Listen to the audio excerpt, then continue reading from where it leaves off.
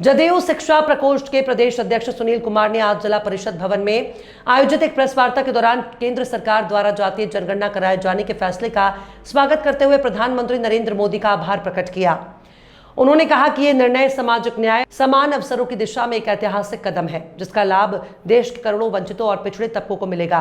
श्री कुमार ने विपक्षी दलों पर निशाना साधते हुए कहा कि आज विपक्षी दल इस निर्णय का श्रेय लेने की कोशिश कर रहे हैं, जबकि सच्चाई यह है कि जब केंद्र और राज्य में वर्षों तक कांग्रेस और आरजेडी की सरकारें थी, तब उन्होंने इस मुद्दे पर कोई पहल नहीं की। अगर वे वाकई जातीय जनगणना को लेकर गंभीर होते तो पहले ही इसे लागू कर सकते थे। उन्होंने आरोप लगाया कि विपक्ष सिर्फ राजनीति लाभ लेने के उद्देश्य से इस विषय पर ढोल पीट रहा है। माननीय मुख्यमंत्री जी हैं, हमारे पार्टी के राष्ट्रीय अध्यक्ष जी हैं नीतीश कुमार जी।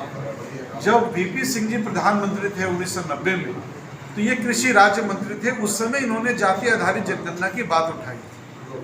तो उस समय हुआ कि वो प्रक्रिया चलना शुरू हो गया है और उसका समायोजन करना मुश्किल है। ये 1990 की बात है। उसके बाद 2018, 2019 और 2022 ये 3 साल महत्वपूर्ण है जानकारी के लिए कि इन 3 सालों में जो निर्णय हुआ बिहार में जातिगत आधार जनगणना कराने का, उसमें ये तीनों समय एनडीए की सरकार थी। तो तेजस्वी यादव जी और राहुल गांधी जी अपनी पीठ थपथपा रहे हैं और क्रेडिट लेने का प्रयास कर रहे हैं। तो राहुल गांधी जी तो कहीं थे ही नहीं। उन कांग्रेस ने क्या गड़बड़ी किया हो तभी हम बताएंगे 2 मिनट के बाद। लेकिन तेजस्वी यादव जी उस पूरे बारात में तो सिर्फ सहवाले थे ना। दूल्हे तो हमारे माननीय नीतीश जी थे। वो तो सहवाले के रोल में है, तो समझ रहे कि हमने ही सब कराया। ये जातीय जनगणना का जो टोटल जो आपका नीति के बारे में जिन्होंने सोचा, जिन्होंने उस पर नेतृत्व प्रदान किया, जिन्होंने इस पर ठोस निर्णय लिया, वो नीतीश कुमार जी। और इसमें एक बहुत बड़ा योगदान हमारे प्रधानमंत्री जी का क्या है, उसके पीछे कहानी है जो हमारे शीर्ष नेता ने बताया, उसको मैं रिपीट कर रहा हूँ यहाँ पर।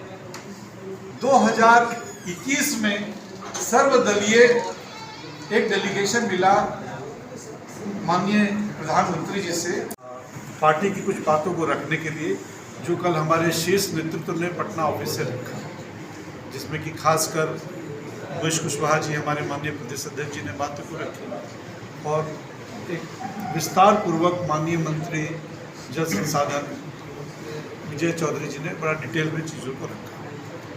तो उसी संदर्भ में हम बातों को आगे रखना चाहते हैं। सबसे पहले तो हम अपने यशस्वी इसके पहले कि मैं बात शुरू करूं, मैं सबसे पहले अपने घटक दल के सभी साथियों का मैं हार्दिक अभिनंदन करता हूं, स्वागत करता हूं।